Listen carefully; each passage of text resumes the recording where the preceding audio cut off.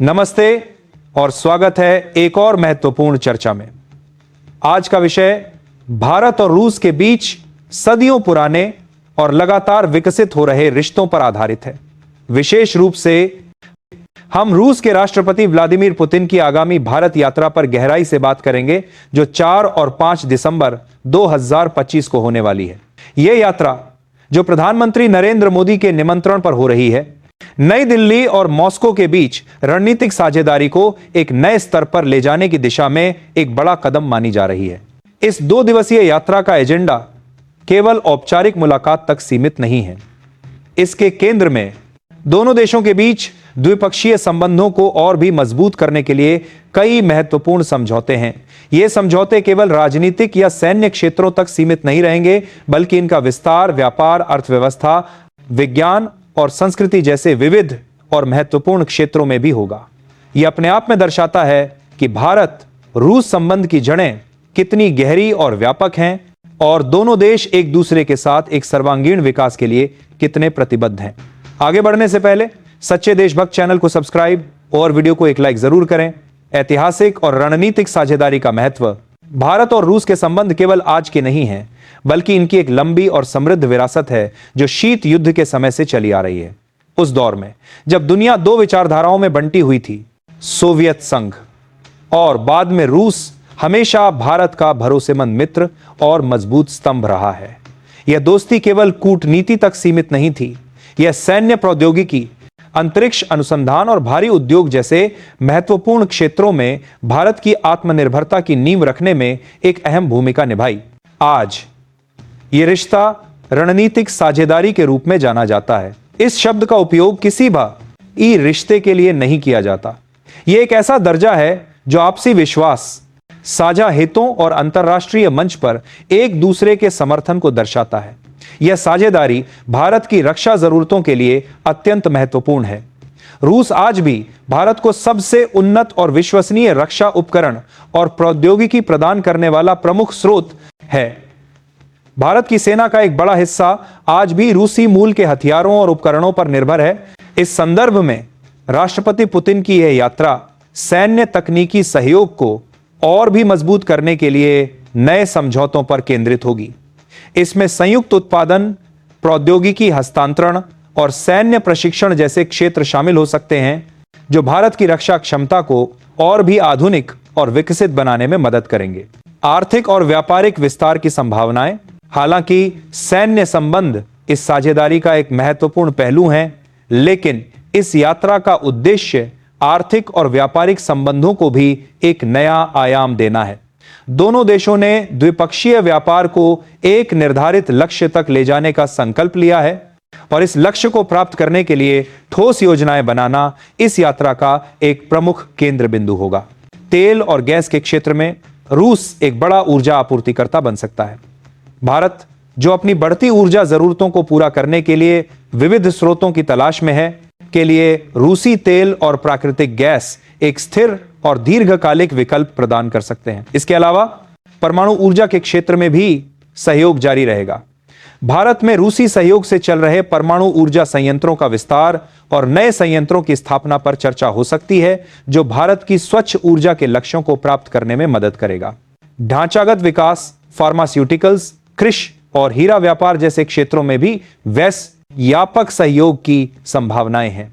रूसी निवेश को भारत के मेक इन इंडिया कार्यक्रम में आकर्षित करने और भारतीय कंपनियों के लिए रूसी बाजार में प्रवेश को आसान बनाने पर गहन चर्चा होने की उम्मीद है।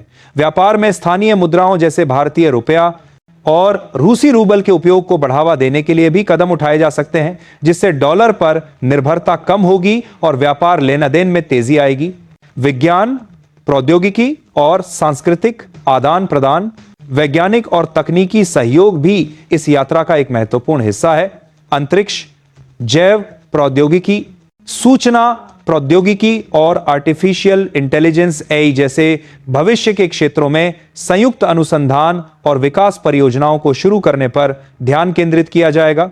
रूस की अंतरिक्ष प्रौद्योगिकी में महारत और भारत के सस्ते और प्रभावी अंतरिक्ष कार्यक्रम के बीच सहयोग दोनों देशों के लिए अभूतपूर्व सफलताएं ला सकता है। उदाहरण के लिए भारत के गगनयान मिशन में रूसी विशेषज्ञता का उपयोग महत्वपूर्ण रहा है और इस तरह के सहयोग को दीर्घकालिक बनाने के लिए नए समझौते किए जा सकते हैं। इसके अतिरिक्त सांस्कृतिक आदान प्रदान भी दोनों देशों के लोगों को करीब लाने में महत्वपूर्ण भूमिका निभाता है। शिक्षा, फिल्म और पर्यटन के क्षेत्र में सहयोग को बढ़ावा देने के लिए भी समझौते होने की उम्मीद है। रूसी विश्वविद्यालयों में भारतीय छात्रों के लिए अवसर बढ़ाना और भारतीय कला और संस्कृति को रूस में प्रोत्साहित करना आपसी समझ और सद्भाव को मजबूत करने का एक साधन होगा। पश्चिमी देशों की निगाहें और भारत के लिए जटिल पड़ाव।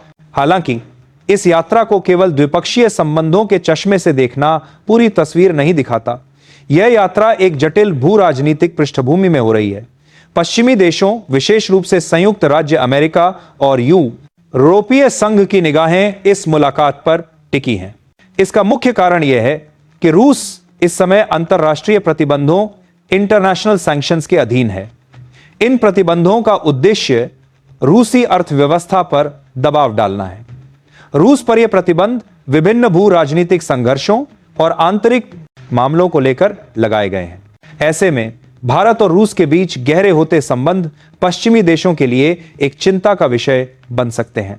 भारत की रक्षा जरूरतों के कारण रूसी हथियारों पर उसकी निर्भरता और अब ऊर्जा और अन्य व्यापारिक क्षेत्रों में बढ़ता सहयोग पश्चिमी देशों के हितों और रणनीतियों के अनुरूप नहीं है।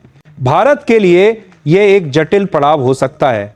एक ओर भारत को अपने पुराने और विश्वसनीय सहयोगी रूस के साथ अपने रणनीतिक हितों को संतुलित करना है। भारत यह सुनिश्चित करना चाहता है कि उसकी रक्षा और ऊर्जा सुरक्षा पर कोई समझौता न हो। दूसरी ओर भारत अमेरिका और अन्य पश्चिमी शक्तियों के साथ भी मजबूत संबंध बनाए रखना चाहता है, जो व्यापार, प्रौद्योगिकी और वैश्विक मंच पर उसके लिए अत्यधिक महत्वपूर्ण है। भारत को यह सुनिश्चित करना होगा कि रूस के साथ उसके सौदे अमेरिकी प्रतिबंधों के दायरे में न आए, विशेष रूप से countering America's adversaries through sanctions act CAATSA जैसे कानून के तहत। यह एक बारीक कूटनीतिक संतुलन है जहां भारत को अपने स्वतंत्र विदेश नीति के सिद्धांतों पर अटल रहते हुए सभी पक्षों के साथ संबंधों को बनाए रखना है। राष्ट्रपति पुतिन के साथ बातचीत में भारतीय नेतृत्व निश्चित रूप से इस संवेदनशील मुद्दे पर भी चर्चा करेगा और आगे बढ़ने के लिए एक सुरक्षित रास्ता तलाशेगा। एक स्वतंत्र विदेश नीति का प्रदर्शन। व्लादिमीर पुतिन की भारत यात्रा, जो 4 और 5 दिसंबर 2025 को होने वाली है, केवल एक द्विपक्षीय घटना नहीं है। यह वैश्विक भूराजन नीति के लिए एक बड़ा संकेत है। यह दर्शाती है कि भारत अपनी विदेश नीति में स्वतंत्रता और रणनीतिक स्वायत्तता के सिद्धांत पर दृढ़ है। भारत अपने राष्ट्रीय हितों के आधार पर अपने निर्णय लेता रहेगा, न कि किसी बाहरी दबाव के तहत। यह यात्रा भारत रूस रणनीतिक साझेदारी को एक नया जीवन और दिशा देगी। राजनीतिक, व्यापारिक, आर्थिक, वैज्ञानिक और सांस्कृतिक क्षेत्रों में होने वाले समझौते दोनों देशों को 21वीं सदी की चुनौतियों का सामना करने और अवसरों का लाभ उठाने के लिए तैयार करेंगे। यह यात्रा पुरानी दोस्ती को नया आकार देने, आर्थिक सहयोग को गहरा करने और वैश्विक मंच पर साझा हितों को आगे बढ़ाने का एक महत्वपूर्ण अवसर है। यह भारत की उभरती वैश्विक शक्ति और स्वतंत्र विदेश नीति का एक जोरदार प्रदर्शन भी है। हमें देखना होगा कि यह यात्रा पश्चिमी देशों और भारत के बीच संबंधों को किस तरह प्रभावित करती है। लेकिन एक बात स्पष्ट है, नई दिल्ली और मॉस्को के बीच का यह रिश्ता समय की कसौटी पर खरा उतरा है और आगे भी मजबूत होता रहेगा। इस विषय पर आपकी क्या राय है? क्या आप मानते हैं कि भारत के लिए रूस के साथ संबंध बनाए रखना और पश्चिमी देशों से संबंध बनाए रखना एक जटिल चुनौती है? नीचे कमेंट में अपने विचार साझा करें। इस वीडियो को देखने के लिए धन्यवाद।